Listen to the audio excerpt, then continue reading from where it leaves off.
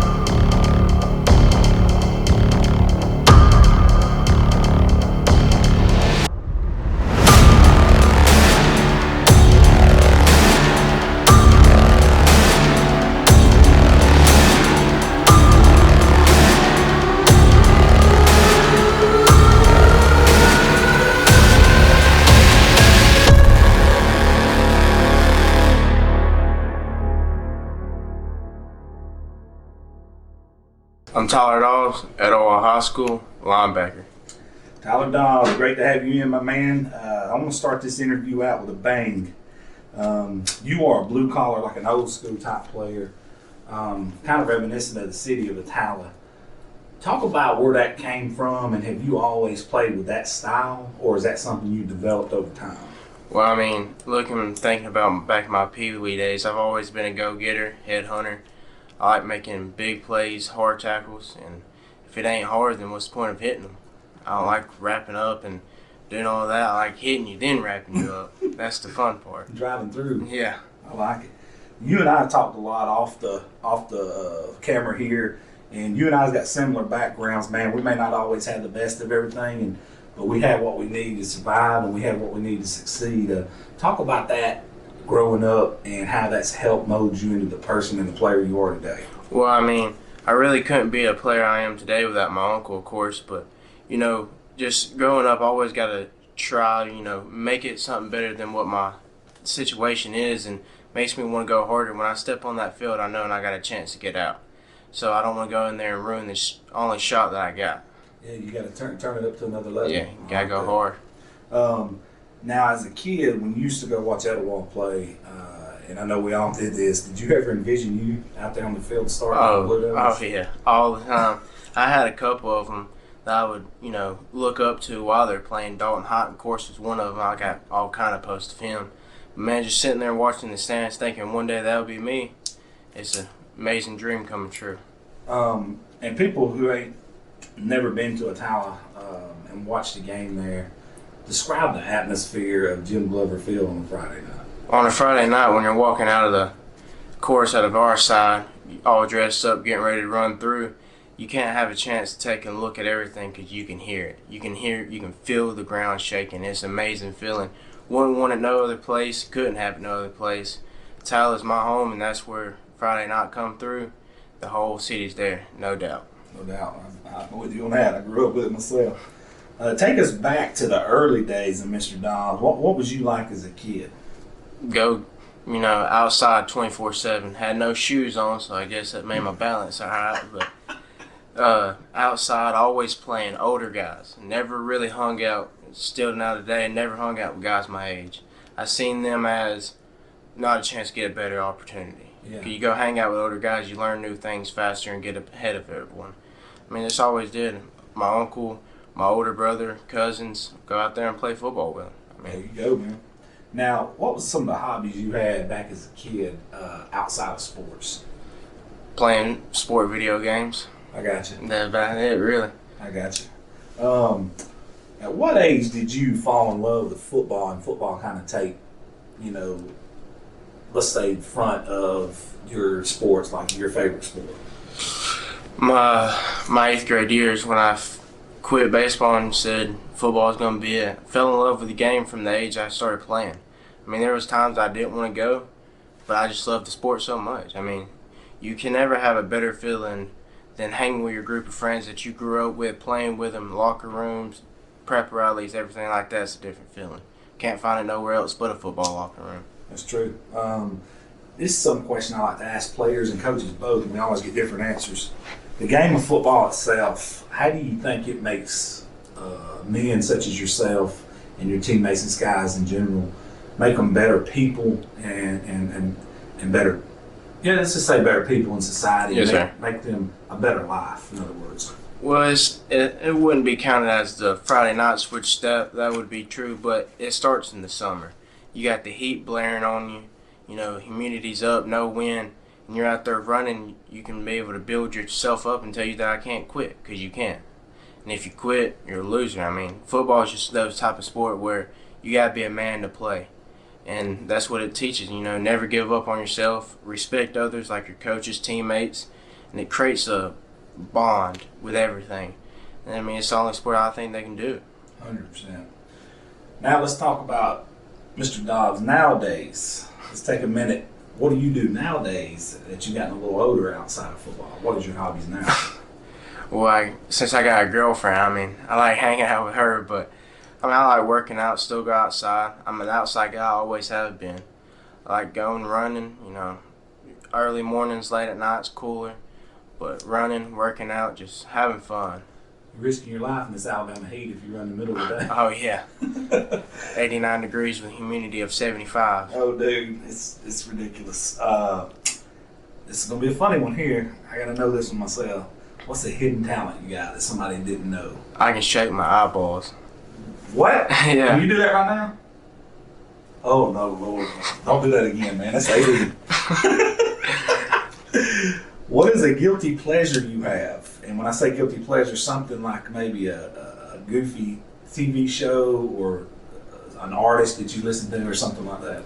Step Brothers. Step Brothers? Yeah. I love them guys. Will Ferrell and all of them. They're the real deal. All right. I hate to even bring this up, but it's just part of life nowadays. What do you personally think about this COVID-19 and the impact that it's had on your life in general, not just in the sports aspect? Well, I mean, it hurts. It sucks. You know, didn't get to finish out school, hanging with friends. I mean, it's just hurting overall everything from bonds people's made with teammates that they may never get to see again with school classmates. And I don't like it. I think we should be out there and playing. Going back to our original self, because if we don't, our seniors never get the chance they need. I mean, they've spent 3 years of hard work, and they don't get their special year. That's true. That's true. Now, since this all came down, and let's be honest, it's just changed everything from the way you work out, from the way you go to school, that you just mentioned, from the way people work, businesses, whatever. You think we're going to be better as a society coming out of this because of the adversity? I think we should be. I mean, now you got to take responsibilities when you do stuff and actually clean up, which Jim has always said, you use your rack, you clean the rack. And a lot of people never really truly did it. And now since we have to do it, I think, you know, people's going to start taking responsibilities of washing their hands after bathrooms and cleaning stuff up they're used for the next person. It makes a lot of sense, and that can't do nothing but be better for people in the future either way. Yes, sir. What do you think of your new head coach, man, Coach Locke? I've sat down with Coach Locke, and I was really thoroughly impressed with him and his mind and his background that I had no clue. What do you think about him? Oh, I love the guy. Amazing guy, great coach. He's energetic. He'll get the party going. And you need some energetic in a weight room. He walks in, you got it. He fires everybody up. He can be mean a couple, you know, around the times, but that's perfect. That's what our group of guys need.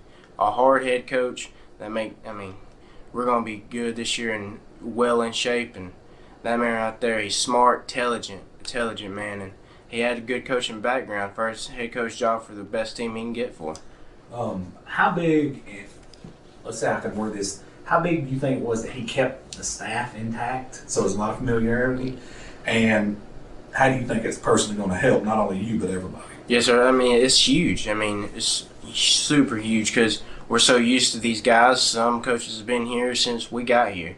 Some of these newer guys we already know, but it helps with us because we can trust these coaches. We know what they're talking about, and it's going to help overall because nothing a lot has changed. It's a perfect deal. I want to ask you about two coaches in particular and tell me what these two guys mean to you and how they've helped you become a better man and football player. That's Coach Cook and Coach Pierce. Coach Cook, man, you talking about excitement again. That's the guy. I mean, intelligent, knows the game of football, but if you need anything stretched out, the guy's there. and he's not only good on the field but off the field and in the schoolhouse. You need help with anything, that man's there. Coach Pierce, I love him to death. Treat him like a father figure. I mean, he's been there for since my 7th grade year. He's coached and helped coach with me. Amazing guy, great guy, not only on the field in the schoolhouses but outside of all that. He truly cares and loves for us, and that makes it so perfect. You can trust him. Anything you say to him, it stays with him. He's an Etowah guy too, and I think that really Yes, sir. resonates because he's been there through some coaches and some legendary teams. He's been there some times where teams went 0-10 at some point in Etowah's years, and been with state championship teams. Right. Personally, I think that's huge. Talk about your personal role and how it's changed, because now you went from underclassmen to upperclassmen, and it's definitely changed. Yes, sir. Talk about that a little bit.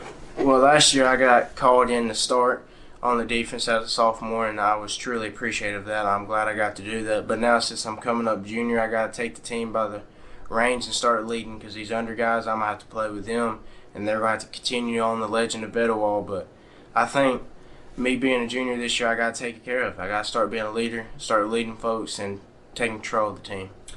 Now, practice on paper officially starts Monday. Yes, sir. Helmets and shields, and what is your mindset, knowing that you've worked through this pandemic, the frustrations of not playing football and all that? What is your personal mindset when you hit that field Monday? I know it's going to be different than it has been up to this point. I mean, it's normal for me. I'm going to go out there and knock heads off. What I've always done. But you got to take extra precautions because of the pandemic and everything. But I'm going to treat it just like any other summer, any other start in the first week. Gotcha. Helmet, pads, hitting. I got you. Now, I want to clear your mind for a minute, and I want to fast forward in time to Friday night, Gadsden City, Jim Glover Field. Talk about the emotions that's going to be going through your head before you run out of that tunnel ready to play your biggest rival in Gadsden City. There's going to be mixed feelings, a lot of it, ready to go, nervous, thinking about what I got to do and how I'm going to help my team and how my team's going to react with me making mistakes and making big plays. But I think all in all, we're all ready to go. We got our head on straight. We know what the game plan is right now. There's little ups and downs, but we're ready to go. August 21st is going to be a big game, and it's going to be a huge one. Last year's game, I thought, kind of springboard you guys into a really good start, obviously, and a good season. When you sat there on that field as a sophomore, what was you thinking? Like, what in the world? And the 10,000 people's watching in your first game as a starter. Talk about that experience. It was a great experience. One of the best things, After the game, I took around looking and everything, and I recognized it all. Everybody's there. Over 10,000 people, they said, and I played it like every other game. A lot of people don't believe it now, but because they're out of football. When you're inside that football field on a Friday night, you don't hear the crowds unless you're on the sideline. It's crazy. Yeah, it's crazy. The heat in that game, man, you guys. That turf field was awful. But the one thing I said above all else in that game when I watched last year was, I thought you guys were really in better shape and kind of warmed down, man. I mean, I think it's a testament to the coaches that's still there. But, yes, sir. Talk about the conditioning of that wall and what does that look like, and how are you guys that ready to go that early last year? And I'm sure you're looking to do that again this year. Yes, sir. Well, our summer days, Coach, he made it a point this year that we're going to work out. We have been for the last 3 weeks in the middle of the day. He said, because you're going to have to play in this heat come August, so you better get used to it. And we do. We run. Right now we're up to 1260s at 3 o'clock in the afternoon. And then, then you got to go work out. We don't have fans in the weight room. He said he wants it hot because you got to play in the hot. You got to be used to it. That's good. Talk about your personal expectation coming into this season. What does Dobbs expect out of Dobbs this season? Man, a leader. That's all I want, a leader that'll take control of the defense with along other leaders, of course. But just get through the season, have a great season, a better one that we did last year, and just run with it. What is your expectations for this overall team? Not necessarily, everybody wants to win the state, but outside of that, I'm talking about from an execution and standpoint and effort standpoint. Be the best 11 on the field. Every play, every drive. Every game, you got to be the best 11. That's who's going to win.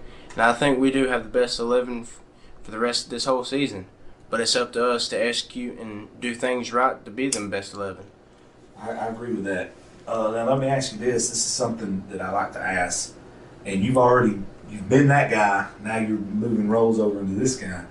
What is something you can tell not only the guys on your team that's supposed to be playing under you, underclassmen, but guys who may watch this video, could be anywhere in the nation. People all over the nation watch our stuff. What's something you would tell underclassmen? Hey man, this is what I lived through. This is something you better be ready for when you get up to this kind of football. Well, a lot of great athletes in 8th grade and 7th grade, they get up their freshman year and expect to start. That's not how it is usually. I mean, some teams, you have to, but I didn't my freshman year, and it bummed me out. But then I knew, hey, I got to work my butt off this year, or I'm not going to be ready if they need me next year. And if you're an underclassman out there, man, work your butt off, work the tail off, because you never know. Injuries happen every game. And you can be the next man up, always be the next man up. That's it. All right, we're going to close with this right here. Give me a promise.